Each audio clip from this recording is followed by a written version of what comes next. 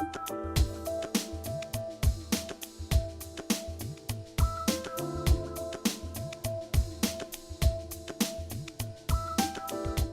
en aquesta presentació del llibre Incident Zombi al cap de peus, Operació Ra, a càrrec d'en Lluís Feliu Pomerola.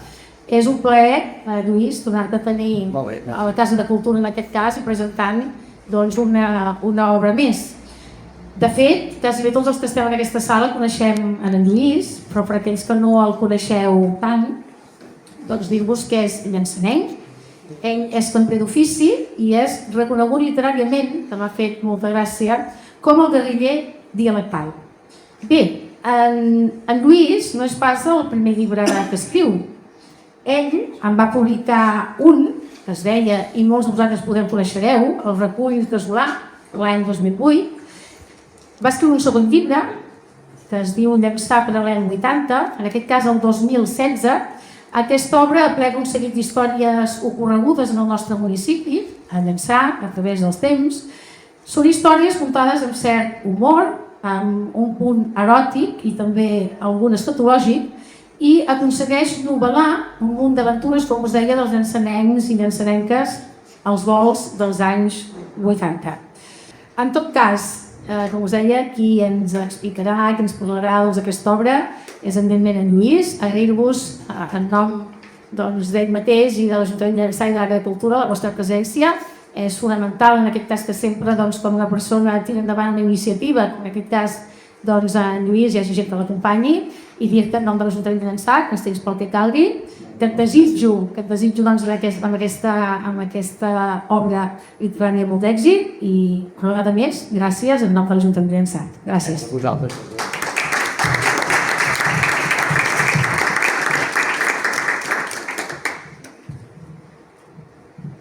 Molt bé.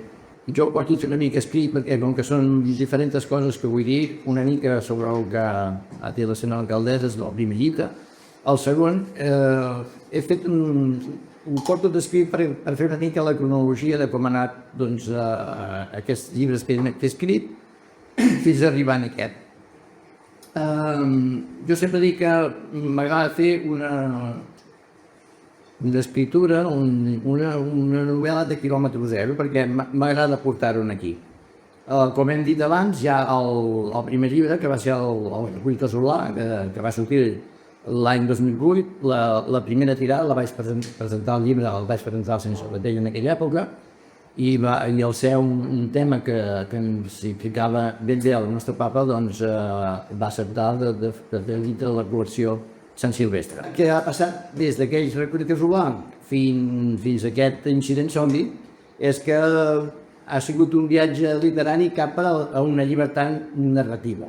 Dic això perquè aquell Recull casolà, que perquè ho sabeu, ja és un concurs de referència entre els amants i estudiosos de la lingüística dialectal, per mi va ser un llibre molt tècnic, complicat de fer, sobretot perquè s'havia de referir a la intrínseca parla nostra, la típica i local, que ens identificava en aquell moment i que anava camí de desaparèixer i que, com podem comprovar avui en dia, ha acabat quasi desapareixent la nostra manera.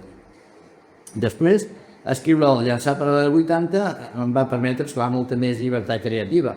Podia exagerar els tics dels personatges, portar-los a situacions límit, alguns molt límit, però en el fons calia encabir-los en les històries ocorregudes al poble en diferents èpoques. Tenia que fer quadrar la realitat i la fantasia, intentant no perdre el to en el sentit que li volia donar en aquell volum. Era un sentit més de s'enfadat i una mica més picant, però vaja, les històries que allà es reflexen, part d'elles són ocorregudes aquí a Llançà. Les més increïbles són les certes,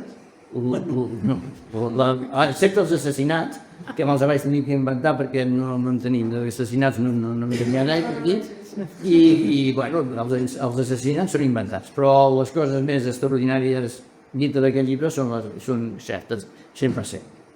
I d'aquelles històries neixen avui les arrels d'aquest incident zombi, perquè d'allà recuperem el dimoni Màcula Escura, l'arquebisbe Cansalata i el comissari Héctor Rull. Com sabem, a l'hora de construir una novel·la, un dels principals fonaments és la ubicació dels fets. Per què volia triar un escenari que fos a casa nostra? Doncs bé, perquè he arribat a la conclusió, veient moltes pel·lícules i moltes sèries i moltes aventures d'altres puestos, que és un dels llocs més interessants i complets on hi poden passar extraordinàries aventures que res tenen que envejar altres terres, no? Però bé, seguint el protocol literari, a part d'aquests espais naturals, per a desenvolupar la història em calien certes infraestructures imprescindibles. Les més importants serien una biblioteca, unes instal·lacions militars, un quarter general on comandar les accions a la zona i una institució religiosa rellevant. Doncs mirant tot al voltant, me vaig adonar-me que ho tenia tot en ordre. A Parlada, una biblioteca extraordinària dins d'un formidable castell. A Sant Climent Sescebes, una base militar imponent. A Figueres, capital de la comarca, un adient quarter de la Guàrdia Civil, on encaixava el bastiment per establir el comandament operatiu des d'on coordinar les diverses fases de l'incident. I a Girona, com no, el secular bisbat, on transcorreran alguns dels fets prou principals del relat. A la fi, ja no podia demanar res més. A les intencions inicials de que l'aventura passés aquí, ara s'hi sumava la resta d'ingredients necessaris per poder tirar-la endavant. I tot amb el transfons de rigorosa realitat amb la que volia vestir la trama. Però bé, passem a parlar del llibre pròpiament. A les primeres planes podeu veure que l'exemplar l'he dedicat a Rec i a la policia de manga Kanki Chirriotsu. A la pel·lícula, perquè sempre l'he trobat un treball en zombis fantàstic. I a Ryotsu, perquè és un poli tan entrenable com destraler, amb unes aspiracions per les que treballa sempre, intensament, però sense oblidar mai la bonhomia, i a més comparteix certes peripècies amb un dels polis del llibre. El primer que podeu constatar en aquest volum són els capítols inicials molt curts. Això és degut a que la narració va néixer amb la intenció de ser publicada setmanalment al meu blog, la República del Cap de Creus. Però a l'anar agafant envergadura la trama, vaig decidir que seria una bona pensada passar-ho al paper. Amb el temps us podré dir si ha sigut una bona pensada. Seguint el guió, els personatges ja establerts s'hi afegeixen uns nous col·laboradors, alguns obligats per les circumstàncies. Tots ells, a la fi i de manera accidental, es veuran embolicats en una aventura a la Mar de Munt, on Llançà, Perbolada, Figueres, Girona, Olot i un munt de pobles veïns formaran un mapa mortal en el que hauran de combatre el mal negre i el seu braç executor sobre la terra, els infectats redimirs.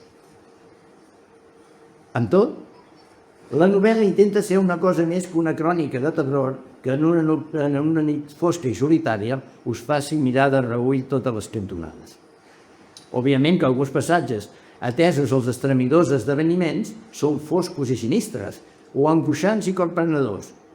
Però la narració també provarà de presentar velades reflexions sobre el judici a l'aparença de les persones, també el dolor que ens poden infligir els éssers estimats, els límits de la nostra pròpia maldat, la consciència de llibertat, de supervivència de l'espècie, o la indefugible pregunta d'un venim o un anem, que crec que són interpel·lacions innates als humans en qualsevol dels seus estadis, inclús els de zombis.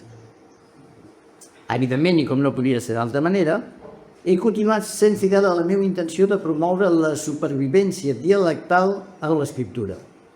A les parts descriptives he respectat les paraules i les formes verbals pròpies de la nostra contrada, aconseguint mantenir la narrativa prop del lloc dels fets, no així els diàlegs dels personatges forans que el nostre ser natural quedava incrustat. I bé, no em voldria allargar més, em sembla que us he comentat tot el que he cregut que us podia interessar sobre el tema. Evidentment, només em queda animar-vos, a part de comprar-lo, de llegir-lo, que és el que més interessa a l'autor, que els llibres es llegeixin, no els deixin a la web de dir no sé, el llegiré amb quintes de no, a veure si pot ser llegir-ho.